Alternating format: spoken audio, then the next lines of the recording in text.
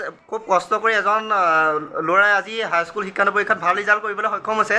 আমি ল'ৰাজনৰ আজি মনৰ কথা জানিবলৈ আহিছোঁ। আমাৰ লখিমপুৰ জিলা নাৰায়ণপুৰ অঞ্চলৰ আমাৰ ভাইটি তোমাৰ নামটো? কৃষ্ণমণি বৰা। তো এইজন হৈছে কৃষ্ণমণি বৰা, এইজন হৈছে বাপেক আৰু এইজন হৈছে আমাৰ ডাঙৰ দাদাইক।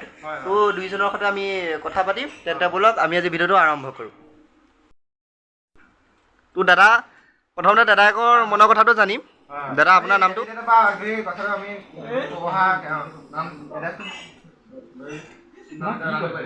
তো ভাইটি, তুমি অসমৰ ভিতৰত প্ৰথম স্থান দখল কৰিবলৈ সক্ষম হৈছা। তোমাৰ মনৰ কথাবিলাক আমাৰ ৰাইজক খোলাকৈ কৈ দিয়া।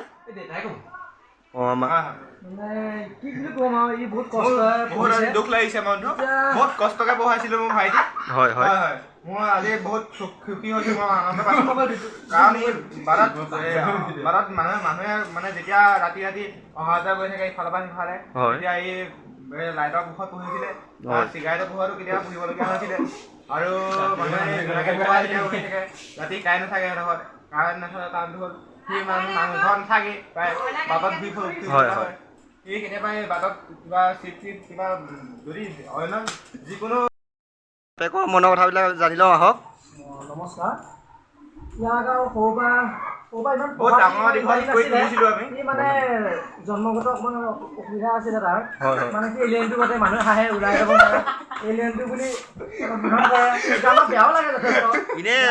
এনে চুলি ডিজাইনটো আপুনি দিছে নি বাৰু? চুলি ডিজাইন সি ৰাতি পঢ়িবলৈ মন নকৰে, কাৰণে এই মানে কিবা বেয়া প্ৰভাৱ পৰিছিলে, ৰাতি ওলাই গুচি যায়। গাখন লৈ যায়, জুলুকিলৈ ওলাই গুচি যায়। তাৰপিছত আমাৰ ঘৰত অসুবিধা আছিলে, এতিয়া চৰকাৰে লাইট এটা দিলে তিনিআলিত, সেই লাইটটো পোহৰত সি পঢ়ি শুনি আজি এইখন পালেগৈ আৰু। কিন্তু ভবা নাছিলোঁ ইমান ধুনীয়া ৰিজাল্ট কৰিলে, আজি আমাৰ কাৰণে গৌৰৱ হৈ পৰিছে, ভাল লাগিছে।